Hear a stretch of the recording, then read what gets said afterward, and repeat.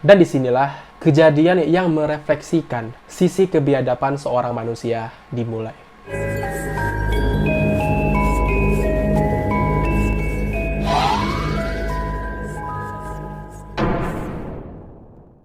Hai guys, welcome back to my channel. Nama aku Rio, and this is The Mirror. So, sebelum kita mulai, aku mau tanya dulu, gimana keadaan kalian, kawan-kawan semua? Aku harap teman-teman semua dalam keadaan sehat, dijauhkan dari segala penyakit, dan yang paling penting jangan lupa bersyukur, karena percayalah, nggak ada yang jauh lebih baik selain mensyukuri kehidupan kita sendiri. So, karena channel ini udah lama banget nggak bahas tentang kasus pembunuhan seram, jadi malam ini aku membahas sebuah kisah pembunuhan tragis dan menyeramkan yang paling brutal di Hong Kong, yang dikenal sebagai Hello Kitty Murder. Dan walaupun namanya Hello Kitty, percayalah kasus ini nggak ada imut-imutnya. Kasus ini adalah kasus yang sangat-sangat besar dan paling terkenal, bahkan levelnya itu hampir sama dengan kasus mengerikan Junko Furuta. Aku rasa pecinta misteri kayak kalian nggak mungkin nggak tahu tentang kisah Junko Furuta, semenyedihkan apa kisah itu. Tapi kalau misalnya memang ada teman-teman yang belum tahu dengan kisahnya dan pengen tahu, kalian bisa tonton di sini. So langsung aja kita akan masuk ke pembahasannya. Before we do the exercise, the mirror mode. Let's look at.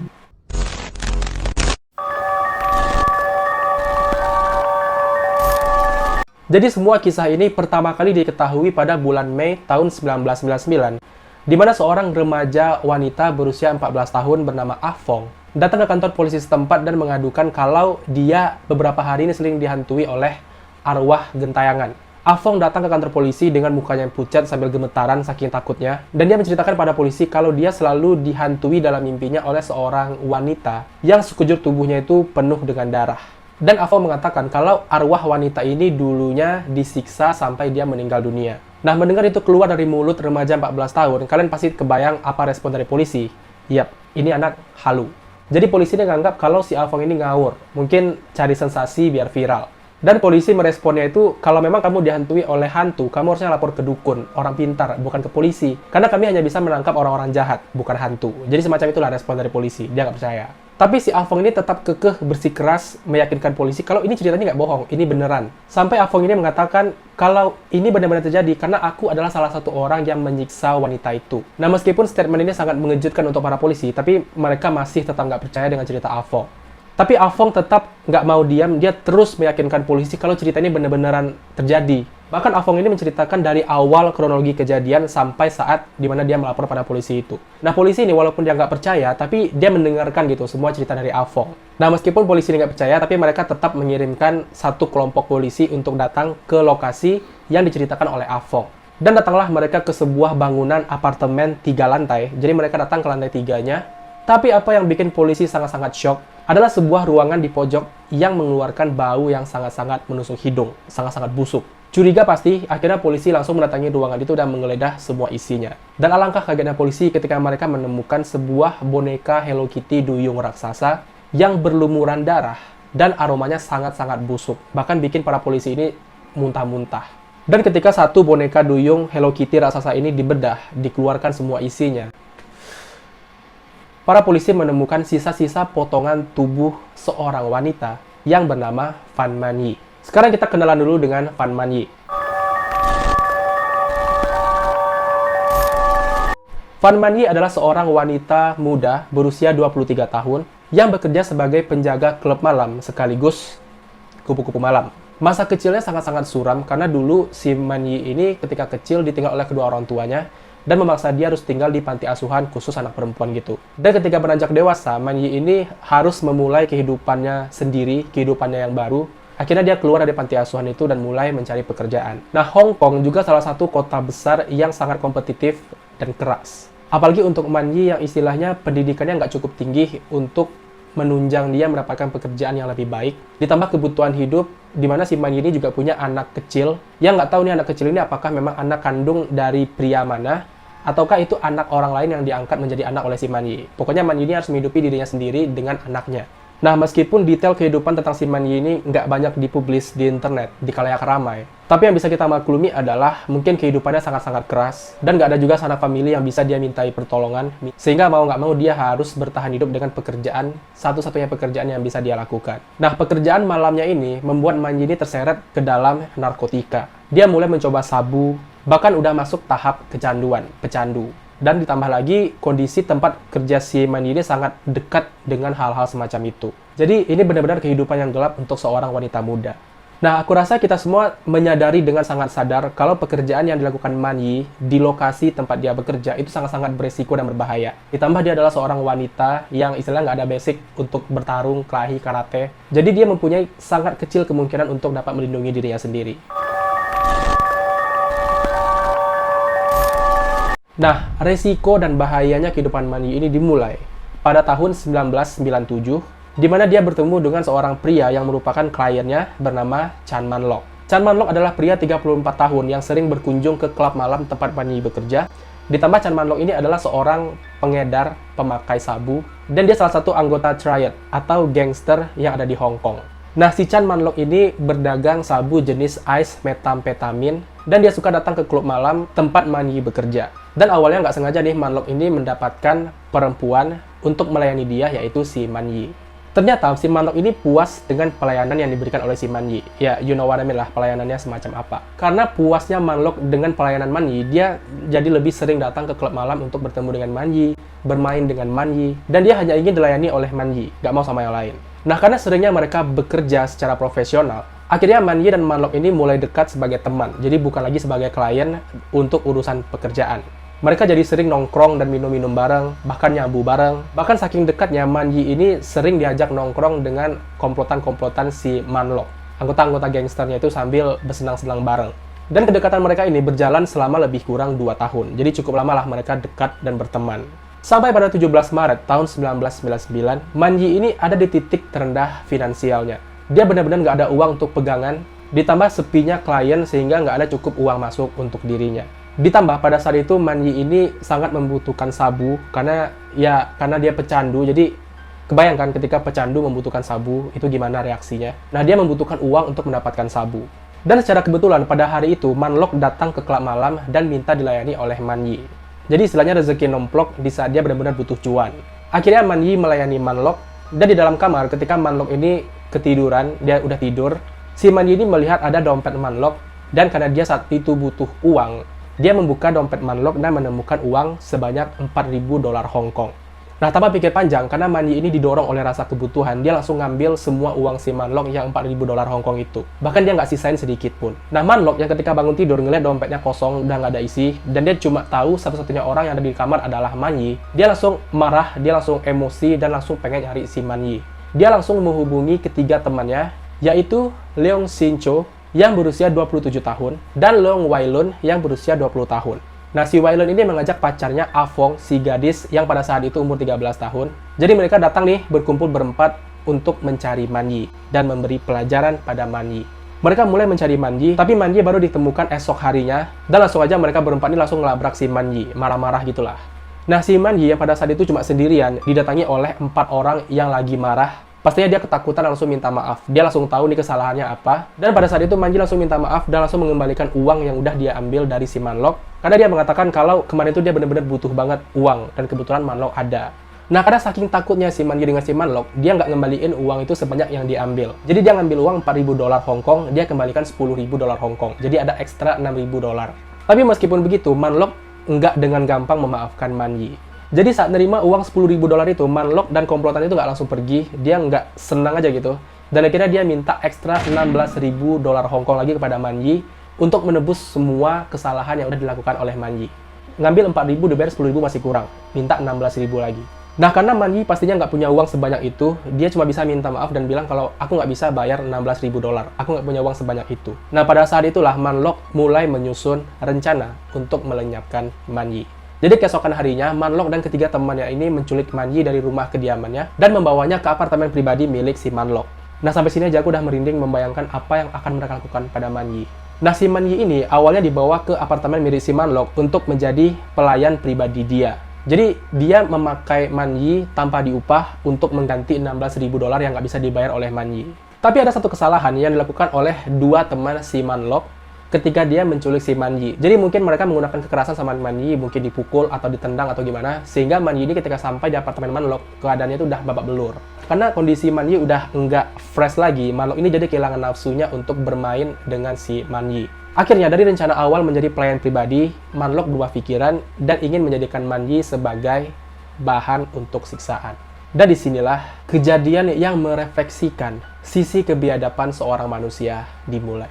Dan ini adalah bagian-bagian yang paling gila dan menyedihkan dalam kehidupan Manji. Selama 1 bulan, Manji disiksa tanpa ampun dengan sangat kejam oleh 3 manusia biadab yang pernah hidup di muka bumi ini. Mereka semua ini melakukan penyiksaan kepada Manji itu di bawah pengaruh sabu yang si ice metamfetamin tadi. Dimana ketika mereka menggunakan sabu jenis itu, mereka kayak nggak ada rasa takut, mereka nggak ada rasa was-was, makanya mereka bisa melakukan hal kejam itu kepada Manji. Nah, di apartemen milik si Manlok itu ada sebuah dapur yang mereka udah siapkan nih barang-barang untuk menyiksa Manji di dapur itu. Ada palu, ada pisau, ada silet, ada kawat berduri, ada gergaji, pokoknya banyaklah alat-alat yang akan mereka gunakan untuk menyiksa Manji. Nah, mereka biasanya menyiksa Manji ketika mereka merasakan bosan dan butuh hiburan jenis lain. Beberapa contoh penyiksaan yang diketahui adalah para pelaku membakar sedotan plastik dan menyudutkannya ke seluruh bagian tubuh Manji waktu lagi panas-panasnya itu. Dan gak cuma itu, mereka membakar plastik, kantong plastik, dan melelehkan plastik itu di sekujur tubuh si Manji, di kakinya, di tangannya, di wajahnya, bahkan sampai mengelupas. Manji suka disayat-sayat dengan silet dan pisau, dan memukul wajah Manji sambil tangan itu dua-duanya dipegangi oleh 2 pria. Dan dalam keadaan penuh luka, si Afong, cewek remaja 13 tahun itu, menyiramkan minyak cabai ke semua luka di tubuh Manji. Aduh, kalian bayangkan aja perihnya gimana. Bahkan Afong juga sering melemparkan bahan-bahan makanan, bahan-bahan masakan ke tubuh Manji kayak tepung, telur, saus tiram, saus sambal. Pokoknya semuanya dilemparin ke si Manjinya. Ketika merasa bosan, semua orang ini akan memukuli tubuh Manji dengan batang logam dan balok kayu, bahkan saking kerasnya, balok kayu itu sampai patah. Mereka juga membakar kaki Manji dengan rokok atau dengan korek. Bahkan mereka juga sering menyetrum tubuh Manji dengan kabel yang bermuatan listrik. Dan dalam beberapa kesempatan, semua orang-orang hina ini memaksa Manji untuk memakan kotoran mereka dan meminum kencing mereka. Setelah si Manji minum air seni mereka, waktu si Manji lagi tergeletak di lantai nih, mereka juga mengencingi Manji. Pokoknya sangat-sangat biadab lah. Nah, jika Manji nggak bisa nih memakan atau meminum apa yang mereka suruh makan dan minum, maka Manji akan disiksa lebih keras lagi. Bahkan gilanya nih, saat Manji dalam keadaan tubuhnya yang babak belur, udah nggak berbentuk, mereka memaksa Manji untuk tersenyum, tertawa, dan terlihat gembira. Kalau nggak bisa, mereka bakal menyiksa Manji jauh lebih kejam lagi. Nah, si Afong mengaku pada polisi, dia sebenarnya nggak ada rasa benci dengan si Manji, tapi dia ikut menyiksa Manji itu cuma karena ingin tahu gimana rasanya menyiksa orang. Ini remaja 13 tahun, belum dewasa bahkan. Gimana dia bisa kuat, dia seorang cewek, bisa kuat ngelihat wanita yang... Nah, para pelaku ini ketika mereka sedang nggak menyiksa si Manji ini akan diikat dengan kawat berduri dan digantung di langit-langit. Jadi, basically, si Manji ini tergantung dengan tubuhnya yang semua itu udah ketusuk-tusuk sama duri di kawat berduri itu. Dan mereka membiarkan si Manji tergantung semalaman dengan kondisi yang sangat-sangat mengerikan itu. Nah, selama sebulan penuh, 3 orang yang nggak ada rasa kemanusiaannya ini dengan segenap kekuatan mereka menyiksa Manji, sementara Manji dengan segala kekuatan yang tersisa dari tubuhnya, dia hanya bisa pasrah tergeletak di lantai menerima semua yang dilakukan oleh orang-orang ini sama dirinya. Hanya gara-gara nyuri uang $4.000 dari orang yang salah. Nah, pada suatu hari, Afong ketika bangun dari tidurnya di pagi hari, dia ngelihat kalau si Manji ini udah nggak bernafas lagi, dia udah nggak hidup. Nah, Afong yang waktu itu panik langsung ngasih tahu ke 3 rekan-rekannya yang lain kalau ini udah meninggal nih si Manjinya. Tapi gilanya 3 orang ini ketika tahu Manji meninggal, mereka kayak shock. Bukan shock karena Manji meninggal, tapi shock kok cepat banget si Manjinya meninggal. Karena mereka mengira dengan siksaan yang mereka lakukan pada Manji bisa bertahan jauh lebih lama. Jadi nggak secepat ini Manji harusnya mati. Gila nggak sih? Setelah memastikan kalau Manji benar-benar udah meninggal dunia, mereka langsung memindahkan jasad Manji ke dalam bak mandi dan mulai memutilasi tubuh Manji menjadi potongan yang kecil-kecil. Isi perut dan tengkoraknya dibuang ke tong sampah, dan nggak tahu tong sampah mana, sampai-sampai mereka nggak kejejak gitu. Sementara daging-daging tubuh Manji yang udah dipotong-potong menggunakan gergaji, pastinya bau amis kan, bau busuk. Nah, untuk menghilangkan bau busuk itu, mereka semua merebus potongan daging Manji ini dengan panci rebusan. Tapi gilanya, panci rebusan yang mereka pakai untuk merebus daging si Manji ini adalah panci yang sama dengan yang biasa mereka gunakan untuk memasak makanan mereka sendiri. Gross. Dan satu hal yang sangat-sangat menjijikan adalah ada satu waktu ketika mereka semua lagi merebus daging potongan tubuh Manji ini, Si Manlok juga sempat bikin mie instan, dan sendok yang dia gunakan untuk bikin mie itu adalah sendok yang sama yang dia pakai untuk ngaduk daging-daging tubuh si Man Yi. Ya. Nah, daging-daging rebusan inilah yang akhirnya mereka masukkan ke dalam boneka Hello Kitty duyung raksasa yang ada di dalam ruangan itu. Dan nggak tahu juga nih alasan mereka kenapa milih boneka Hello Kitty sebagai tempat menyembunyikan bangkai-bangkai itu. Nah, dari sini kalian bayangkan aja, daging sapi aja yang masuk ke dalam kulkas nih, ketika dikeluarkan masih ada bau amisnya. Ini daging manusia, cuma direbus, dimasukin ke dalam bantal, di dalam boneka. Itu kebayang nggak sih baunya kayak apa?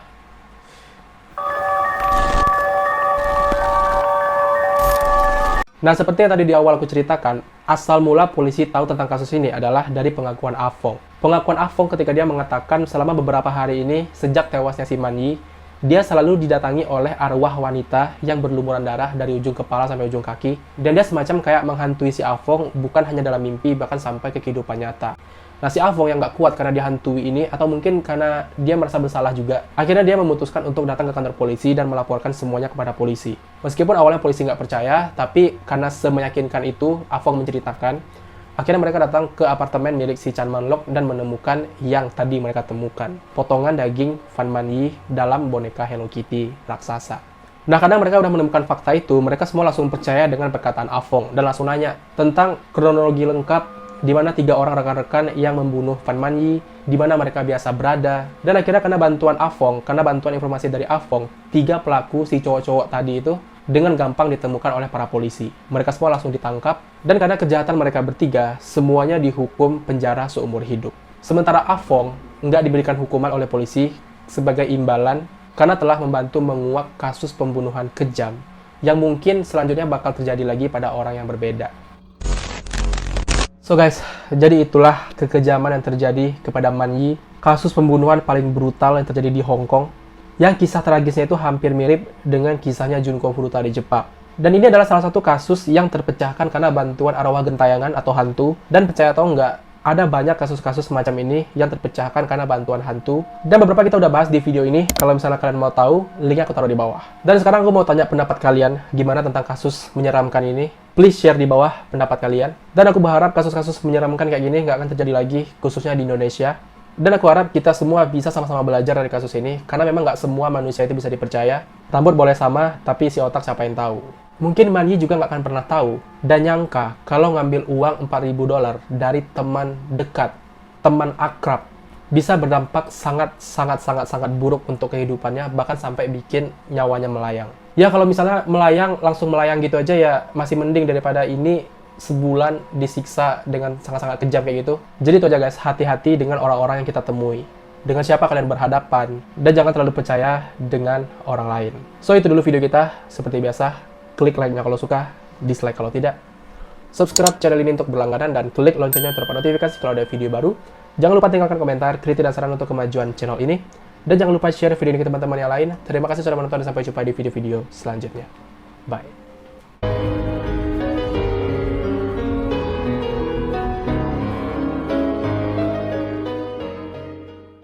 Kejadian yang merefleksikan sisi kebedapan Nasi mandi